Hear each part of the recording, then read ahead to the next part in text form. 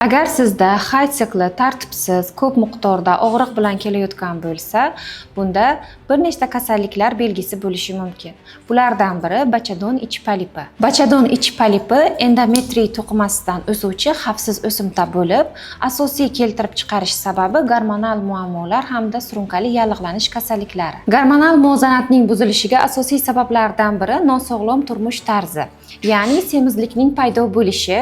Bu semizlik natijasida organizmda yog' to'qimasidan qo'shimcha ravishda estrogen gormonlari ajralib chiqishi natijasida organizmda estrogenning miqdori ortib ketadi va bu estrogen bachadon ichi endometriy qatlamining o'sib ketishiga sabab bo'ladi va ayolda poliplarning paydo bo'lishi kuzatiladi. Bachadon ichi polipi bachadon bo'shlig'ida bir yoki bir nechta bo'lishi mumkin. Davolash turi konservativ hamda operativ yo'llar orqali olib boriladi. Konservativ lecheniya yallig'lanishga qarshi hamda progesteronoviy fazani rag'batlantirilib, bitta sikl kutiladi va bemor hayzning 5-kunida uziy nazorati ostida qayta ko'riladi.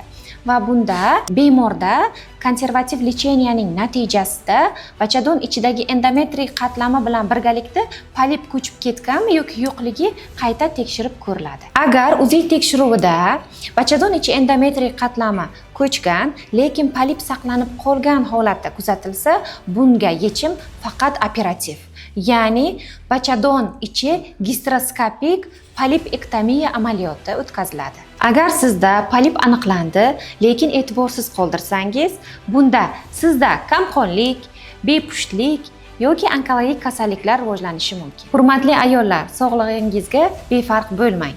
Har 6 oyda ginekolog nazoratida bo'lishni unutmang.